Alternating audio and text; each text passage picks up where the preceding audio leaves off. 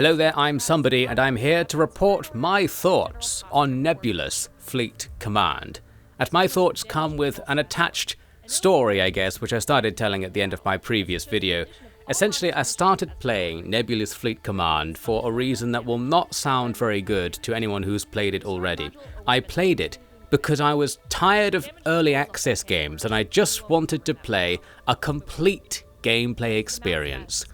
That is not what I was going to find in Nebulous Fleet Command. I effectively just picked it out of my backlog because I was annoyed at Mana Lords for being early access. And I was like, that was too good to be early access. I wish I had a finished version of that. Let's play something else. Oh, maybe this game will be finished. What's it called? Nebulous Fleet Command. I guess I vaguely remember that. I don't remember what it is. Maybe it's some kind of space sci-fi strategy game. Let's take a look. So I didn't get what I wanted.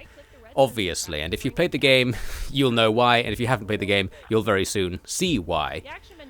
But I did get something that I didn't know that I wanted. So while this begins in a sort of negative way, I'm going to explain why I thought Nebulous Fleet Command was really cool. But again, like with Mana Lords, it's cool in such a way that there's really no point in me actually playing it. I'm just going to praise what they've done so far, and then criticize them for not doing even more. It's going to be that sort of review, I guess. If this is a review, this is a first impressions video, really, because I only have first impressions of this game. As you can see, we're doing some sort of thing where a spaceship shoots at, well, nothing here, in space. We can't see the thing we're firing at, but the electronic systems on my ship have detected something here. A slight incongruity, I guess, in that ships can be in stealth if your ship's crews can't see them, like visually, but the map is still shown. So for example, I can see the part of that rock that's nearby that's further away than the thing I can't see, including the details that are smaller in scale than the thing I supposedly can't see. Is that a big problem? No. Would it be really annoying if they went like fully committed to this idea that you actually can't see more than a few kilometers from your ship? Yes. Would I have complained whichever way they went with this mechanic? Yes. But it's still worth pointing out. There you go. There's something weird going on there where it feels like there should be a dot or something. Instead of portraying a thing you can't see as like nothing or invisible, maybe it should be like a low resolution shape. Like the cameras on our ship can tell something's there, but it's just like 1 pixel. So it just shows up as like a blue square on our visualization of space. Something like that. I don't know. Or actually do go like full hog the other way and have like the background of space just have no resolution because you can't see that far, that sort of thing. I don't know. I didn't want to rant about this. I came in here to talk about completely different issues. I've really just got distracted by the fact this ship is invisible. Does it matter that it's invisible? No. Let's move on. You know what does matter? That we have detected it, despite it being invisible. We've detected it using radar, using electronic warfare, effectively. And this is a game that has a lot of this real-life style naval consideration, such as electronic warfare, and indeed, such as not being able to visually see something that's more than 3 kilometers away, or however far away this is supposed to be. It looks like it is 4 kilometers, just about. A very real-life naval range for us to be fighting at. It's one of these games where it's just going to take somebody's love of like real-life submarine combat or something like that, and they've translated it into a space sci-fi setting. Does it work there or make any sense there?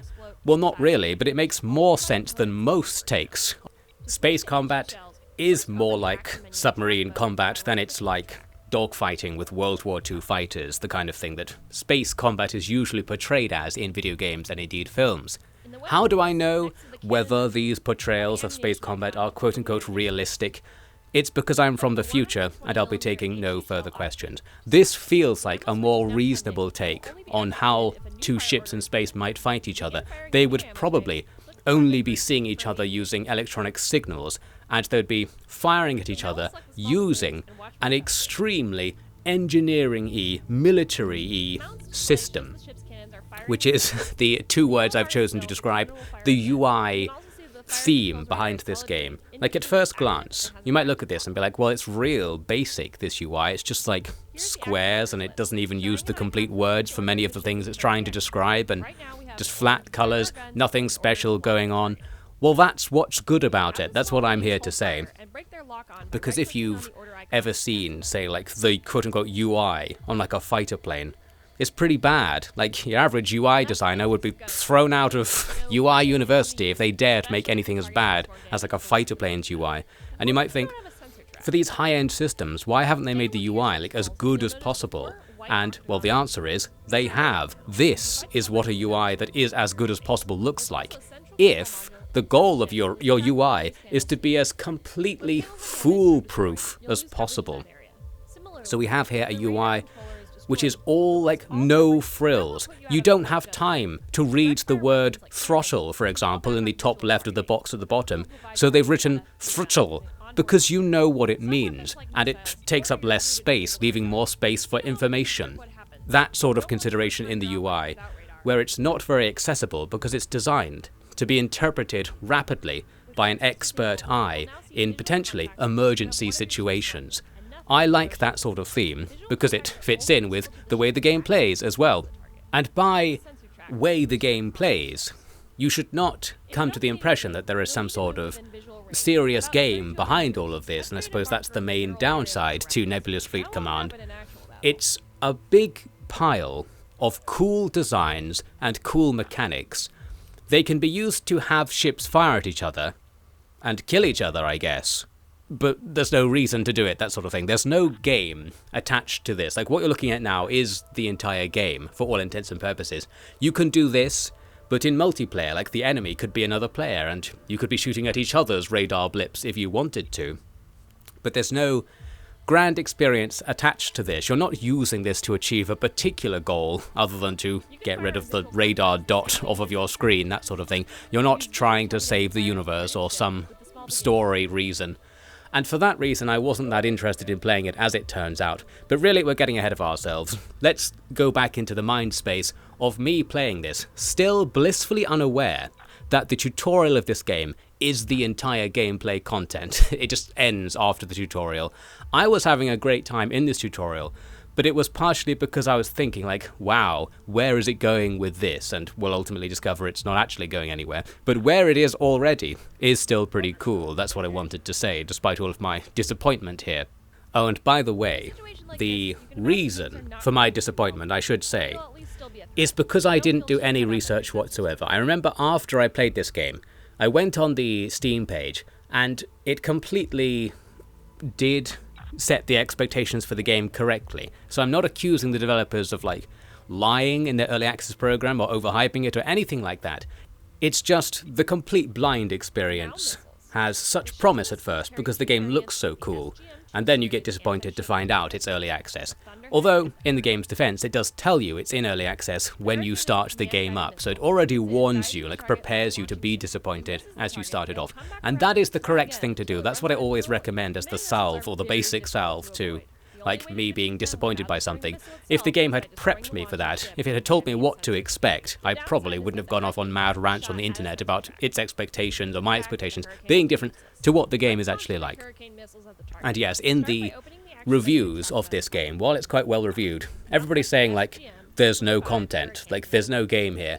So it would have been pretty easy to find out that this is really a tech demo of a game that is listed alongside other games in a game store, and that's the only defense of my position I can make. If I was just a naive customer buying things off the shelf, this is there on the shelf alongside real games, so I might presume it's a real game and just be like, cool cover art, I'll buy this one, and then get disappointed. So what is the lesson here? Do more than 0 seconds of research before playing a game, but at the same time, I think we should live in a world where the player who does do 0 seconds of research still has a good time anyway. That's a utopian vision, and I think my utopian vision here is actually really a railing against early access thing once again. Like, if this game had somehow already been finished by the time I personally happened to play it, like, sheer randomly, my life would have been better. So now I'm holding the developers to account for causing a timeline split with a parallel universe, putting us in the one where my life is slightly worse because of them. I'm mad at you, developers of Nebulous Fleet Command, but I'll forgive you because I really liked the thing you've made anyway, and I want you to keep making it. And in the previous video I released on Manor Lords, I was making some argument where I was like, why should I ever play an early access game? I was sort of in that headspace because I've been wronged too many times. I've been hurt too many times by early access. I'm just thinking, why can't we have nice things? Why should you play an unfinished version of a game instead of waiting and then playing the finished version? Is there any advantage? Like, in a world where there are so many games, there's no desperation to play a given game. With Nebulous Fleet Command, because it's so unique and special, it actually is pretty interesting to just play the tutorial and to effectively give the developer money as a way of saying, can you make a full game out of this, please? Because I know nobody else will. There's not going to be anything else like this, so I kind of have to give my money to you to support this cultural movement, this tiny speck of cultural movement towards there being a full game that's kind of like submarine combat in space. There probably actually is one already that I just don't know about. Somebody say in the comments, if there's a full game that's kind of like Nebulous Fleet Command, I'd like to check it out. In the meantime, we are stuck here, enjoying the abbreviated UI, the real, clunky, military-style controls on everything, where you like have to confirm things and point angle vectors all over the place, and you have to deal with the classic space game problem of using 2D UI elements in 3D, which the game does pretty well, I think, with all sorts of sphere controls and things to allow you to pick angles on stuff. Well, maybe we'll see later. Like, if you want to roll a ship, there's a whole nightmare connected to the UI with doing this, and the game overcomes that. Like, the nightmare isn't in the game. The nightmare is a natural nightmare arising from controlling complicated 3D maneuvers using a 2D UI, portrayed in 2D as well, i.e. portrayed on a screen. I'm having a hard time even like containing my excitement at how boring the UI is in Nebulous Fleet Command, clearly. Well, I enjoyed it immensely. And before we go on, here's another random thing I enjoyed that isn't really like important at all, but it was something I was thinking about while playing the game. The voiceover in the tutorial. So like for most of the quote-unquote game, because it's a tutorial, you're listening to somebody telling you what to do and just explaining everything about the game, which is pretty good actually. It goes over all of the stuff in decent amounts of detail, but more importantly, it explains it in a really naturalistic way, or natural way I should say, in that whoever's doing the voiceover isn't even like correctly reading what it says. Like, they're kind of speaking in a casual way, which you don't really get in voice acting. This is sort of like a veiled compliment of some kind. It felt like whoever was doing the voiceover wasn't especially professional about it, and as a result it sounds really good because they're speaking like a normal person talking to you. Like, if you were really a new officer in this space navy and Lieutenant Hazel here has to explain a bunch of stuff to you, they probably wouldn't speak with Shakespearean voiceover quality or something. It wouldn't be a Voice Actors Guild anime voice actor telling you what to do, as it will be in most video games and most properties that feature voice acting. It's somebody just kind of talking, and I noticed that they misread the script a bunch of times, like they said the wrong words sometimes. Some of the words were slurred together, like they didn't say the space in between words, which is like a voice acting faux pas. And it's just really, I don't know, refreshing to me. I was like, this is immersive, combined with the really realistic looking UI. The idea that somebody is kind of explaining to me, not completely off a script, how to do this job I've just been given, felt immersive. I'm at home, here in space, in our tiny little box floating around, with somebody telling me how to try not to die as we go through the next tutorial here, which is damage control. Another enjoyable system, so let's start to actually talk about the mechanics of the game, I guess, since they're coming up. We are talking about, in this tutorial, the idea that you need to repair parts of your ship after they are damaged. So a real Navy consideration, I'm not sure if that's the best way to put it, a consideration that evokes what it would be like to actually be in command of a ship. Like, the second your ship takes any damage, a lot of your job commanding the ship is just dealing with the fact the ship is damaged. You need to do something about the fact that, like, if the enemy shoots one bullet at you and it hits a radar dish, now your entire life goal is to try and live with that radar dish being slightly off. And you might have to rotate the ship, you might have to start guessing at things, you might have to get a pen and paper out and start writing on something because your radar's not working correctly. These sorts of, like, practical considerations that a space game would never say. Like, in your average space game, you take a hit and you lose 10 health, something like that. Here you take a hit, and it's like, okay, like, I don't know, the CIC took a hit, so we can't use the computers anymore. What are we going to do? If we float here for another 17 minutes, we should be able to get spare parts out and make another one. What can we do in the meantime? Because we still have some control of the thrusters. Shall we rotate the ship to face a certain direction because the enemy might fire at us again? I don't know. These are all very hypothetical considerations. But the fact the game has the mechanical detail to simulate different parts of the ship breaking under fire and having them actually impact what you can do with the ship makes it both really like unfriendly to players. It's going to be really annoying to play like this, like obviously that's why games don't do it like this. But it's also really interesting. I think I'm coming at this from the perspective of a jaded, seen everything gamer, whereas like a new gamer, a sort of casual gamer would think this is annoying, and like a casual commercial game design consultant would say, why are you doing this? Like the gameplay associated with fixing parts of your ship is just nothing. It's basically clicking on stuff. Like no gamer would enjoy this. Why don't you just cut it out and have the maneuvers be more exciting? Let the ships teleport. Like have a cooldown thing where you can shoot infinite torpedoes. That's more fun, right? Because it's just something to do for the players. Well, I found myself not thinking like that when playing Nebulous Fleet Command, quote unquote playing once again. All of these things I'm saying are very like lightly applied, I guess, or like I don't want to really commit to these points, because I may indeed find that were I to play like a long campaign where you constantly have to stop because thruster 15 on the ship took a hit, now the ship can't like rotate properly, or it's constantly spinning or something, and we have to like stop the entire game to wait 7.5 minutes to deal with this problem. I don't know, something like that. You might end up thinking, or I might end up thinking, I wish it was just abstracted away because I really actually wanted to get to our destination and, like, buy something. I wanted to see what was behind that asteroid because the game implied it was going to be good. But I accidentally hit a rock on the way in, and now, like, my cargo bay is leaking or something and we have to stop to deal with that, or have to reload a save. I don't know. Potentially, these really detailed, realistic mechanics could be cool. Part of the reason games exist is to get away from reality, and because reality actually sucks a lot of the time, so making a game that's just as boring as reality might be a bad idea. But I found it to be very interesting and very cool, very immersive at the very least, we can certainly say that. And I really enjoyed it for some reason, potentially just as a breath of fresh air and as a cynical, burnt-out, seen-everything gamer, as I said.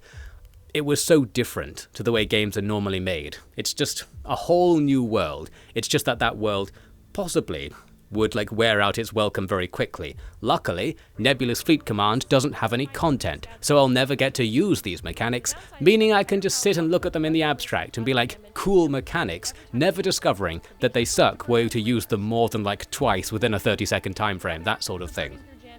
Well, we're having a good day then, aren't we? I don't have to make real-life gamer decisions or gamer considerations. We can sit back and do backseat game design considerations where we sit in an ivory tower and say, yes, the best way to design a game is to have huge delays. It's to simulate like your glasses getting broken as your character gets knocked forward by the whiplash of your ship suddenly decelerating, and then the entire screen should be blurry for the rest of the game because your glasses broke. That sort of thing.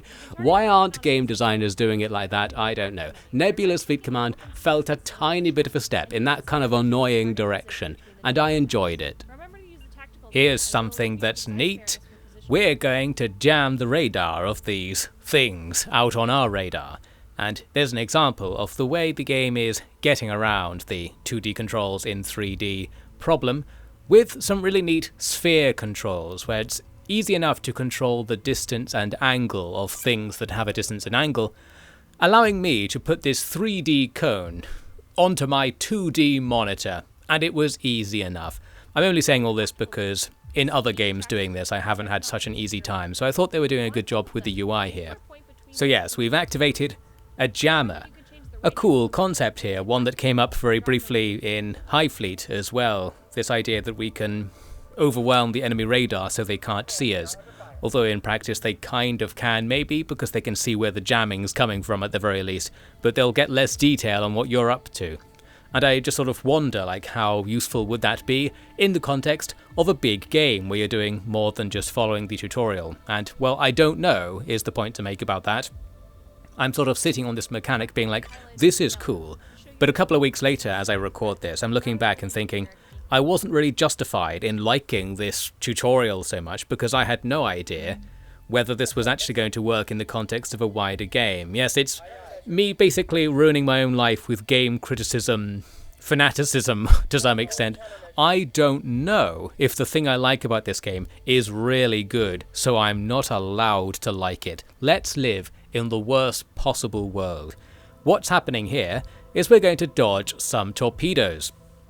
This is another like real life style mechanical consideration where once a missile starts flying through the medium, it will go vaguely towards where it's supposed to go, and then it starts looking for its target, and that's where you have to bamboozle it by dropping chaff, as we saw there, and also changing direction. So once it's within its range where it starts like looking for you, you're already kind of far away from where it expected you to be based on your original vector.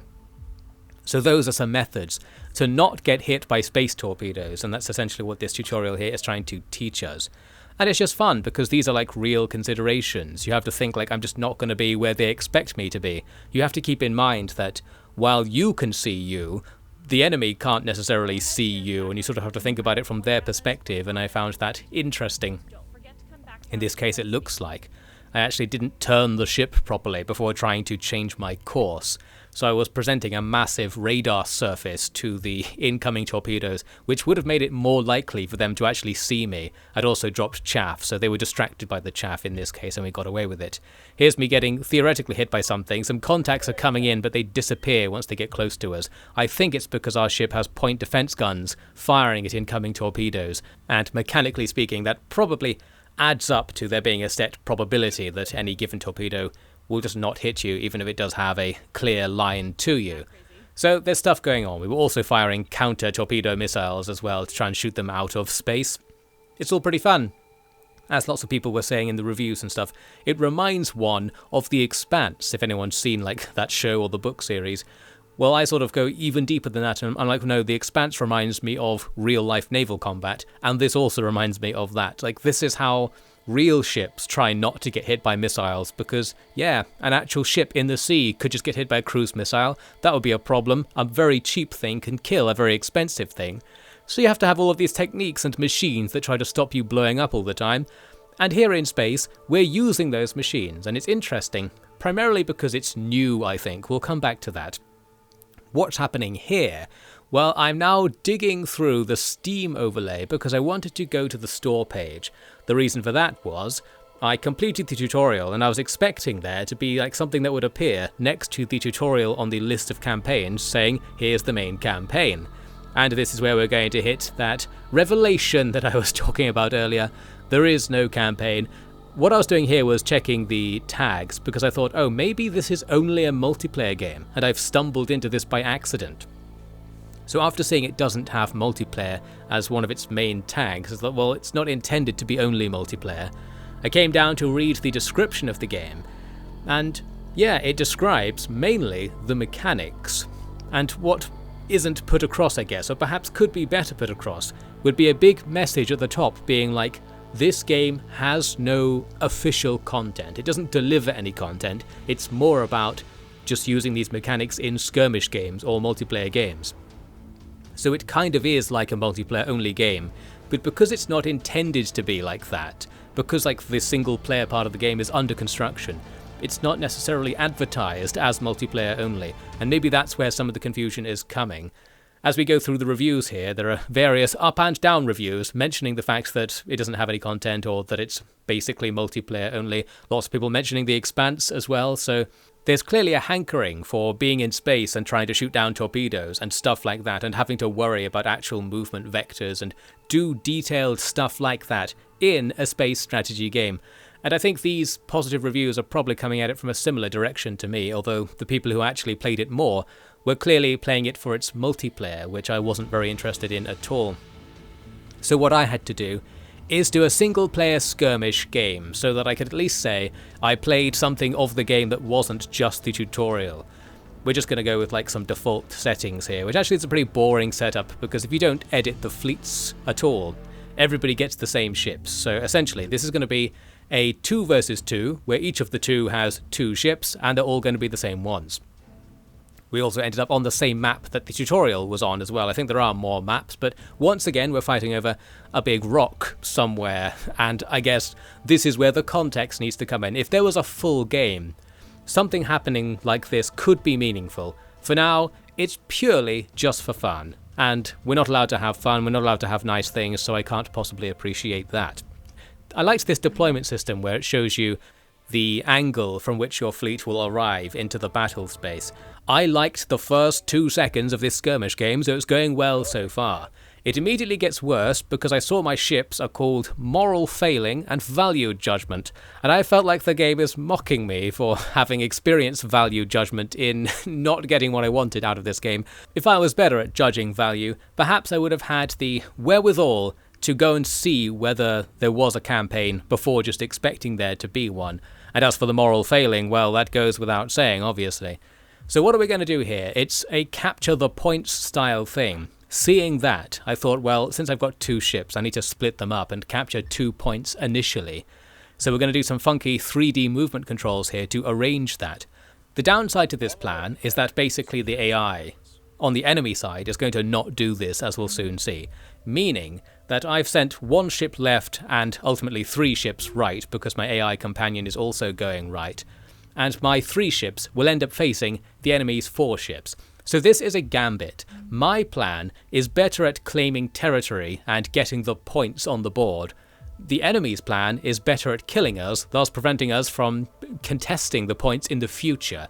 So it will become a race. I will probably have the advantage now for most of the game, but the enemy will have the opportunity to regain the advantage later.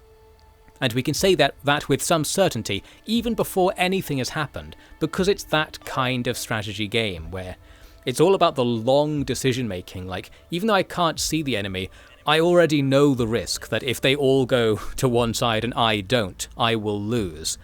There's a word I want to describe this with, and that word is strategy-ish.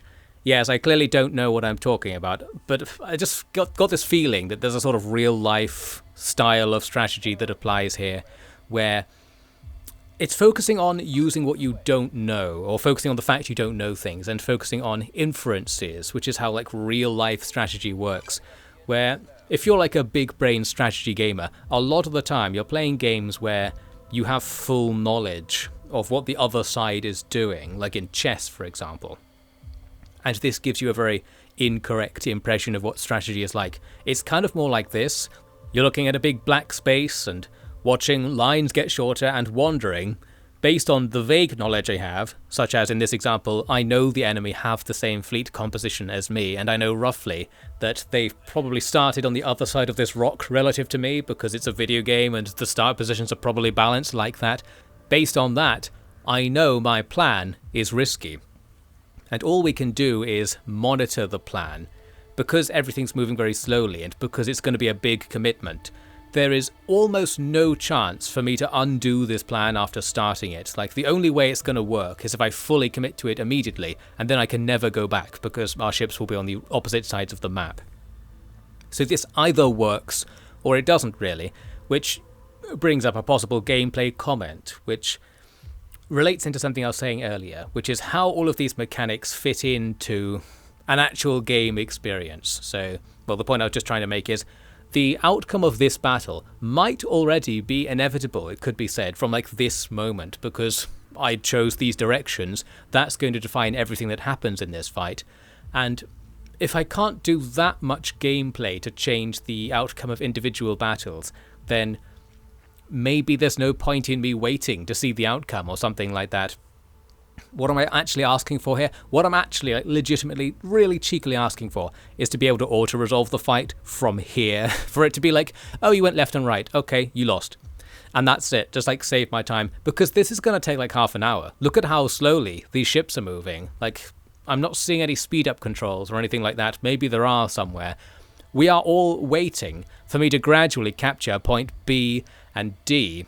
And the question will be, if you put this in front of the general audience of gamers, would they just be like, can't I have something else to do? Because the things to do kind of happen when something goes wrong, or when you might have detected the enemy. Although in the bigger brain sense, there is something to do, even right now, which is to continue inferring information in some way, like continue guessing. It's probably an issue because I have no like small scout ships. I can't get any clues about what's going on. So all I can use to infer things now is the fact the enemy captured E. And if I kind of remembered like at what time in the match they captured it, I could vaguely guess what two main positions they might be at. As in, like, if they went towards C or D, for example, from E, I could guess how far along that line their ships probably are, and how likely I am to detect them on my radars at a given moment. Therefore, should I turn the radar on at that moment and point it in that direction to see if they're there, or should I keep the radar off and hope I can stay outside of their radar range so they don't see me, even if I can't see them, because I can guess where they are, but the AI, who is not as big-brained as me, can't guess where I am, so I can gain the advantage in this sort of blind strategy experience because I can guess something correctly about the enemy's moves. Well, I don't know. That sort of thing I'm talking about right there seems fun to me. I just sort of really suspect it's not fun, so again, I'm second-guessing myself. I think if you actually played a long game like this, and like this little encounter we're seeing here was part of some kind of campaign, you'd go into the battle, and maybe you already know you're going to win, like after the first couple of things you do, because you're like, yeah, this is the winning strategy, like I've seen the AI's patterns before, I'm gonna win. But it's going to take 45 minutes, and it's like, oh, I just wanted to do the next thing, like on the main map. I was waiting to dock at this space station, I have to fight this pirate, and it's behind a rock that's like 25 kilometers long, so my ship that only moves at 30 meters per second has to gradually go over there and look for them. That sort of thing. I can imagine this being really annoying when it's not fun and innovative, and I'm like, am I just spellbound by the fact it has such a unique UI and a realistic and cool and immersive take on the mechanics that I'm forgetting the fact that as an actual game it probably wouldn't be that good, and maybe that's why there aren't many games that are like this, maybe that's why it's unique and stuff. All just speculations, really, but of course this is a first impressions video that is, well, even like sub-first impressions. I didn't even play the game because it doesn't exist, but I really liked the code they've made from which the game is supposedly in production. And I was looking at the news and stuff on the Steam store page, and they were showing off some examples of stuff. They're making like a whole thing. There's supposedly going to be a whole thing. And there's even, in the tutorial itself, actually mentions of the fact that there is a game, which only adds to my confusion. I think when it was talking about things like firing anti-torpedo missiles and recruiting new crew members if they die, it's like, oh, to do this, go to a port, and remember you won't be able to do it until the next time you dock in a port, so like save your ammunition. So if you're just sitting there playing the tutorial blindly like me, it's like, yeah, they're talking about stuff I need to worry about in the campaign, like on the map screen as we progress between battles, really implying that there was going to be such a thing, so only adding to the slight confusion when it comes to noticing, wait a second, there's nothing in the campaign menu other than the tutorial. I guess the fact there is a campaign menu at all is also a hint that maybe there was going to be something. I don't know. I'm literally just talking about the curse of early access once again. I came in here with expectations that were to some extent also bolstered while in the game, and those expectations were not met, but it sounds like they might be in the future. So I'm sitting here saying, this is the greatest game-like thing of all time. I secretly think that in the future, it might not be a good game, it's just some really good mechanics that will be difficult, I think, to make into a really compelling game, or I suspect that anyway. And also, I'm mad that it's not done already, and I'm mad at myself for my value judgment not being good enough, in that I came into this game explicitly to play a game that wasn't in early access and failed in that regard. I don't know, I need like on the Steam list of games there to be like a huge icon saying like this game isn't finished. It should be in the title or something. We need like a government regulation or advertising standards regulation to come in and say if your game isn't actually the complete intended product, there should be some huge thing to make it obvious, because morons like me are allowed to purchase products. That means the process of purchasing products needs to be as moron-proof as possible, to be as fair as possible. And it is the moral failing, indeed, of the Steam store for not telling me that Nebulous didn't have a campaign, even though the text saying that is actually on the Steam store page. It's just kind of towards the bottom of the page in the reviews and feels like it should be at the top or something. There you go, that's what my grand rant, like, amounts to, "Can you move some of the text up this page? Thanks." That would have been easier to say. And that's that. You can see what's happening here. The thing I was worried about has taken place. We're fighting over points C and D in a 3 versus 4 battle where everybody has the same ships, and, well, I don't have any good tactics to overcome our plan other than maybe using that rock to try and break line of sight in some way, but that's not really going to make much difference in this case. So, we are going to lose this fight, and again we can say that somewhat deterministically, but it's going to take the enemy a while to kill me. I already have the advantage in control points, 3 versus 2, and my unengaged ship is moving to take the enemy's natural control point in their spawn zone, so I'm looking to get 4 of the control points. The question will be, will that give me enough little numbers at the top to win, or will we die too quickly? I guess it's going to take quite a long while to find out, but look at the UI, look at all this cool damage report stuff, that's nice. My inner engineer appreciates the simplicity yet functionality of the screen that tells me how bad I'm doing all the time. And as a space captain, well, I guess this is a gamble anyway. I already knew I was going to die. It was always a gamble, wasn't it? I'm going to hype up my crew with this speech. Don't worry guys, we're the sacrifice in my plan. So just, keep getting killed. We might get more numbers than the enemy, and I'll get the medal. You die, I get the medal.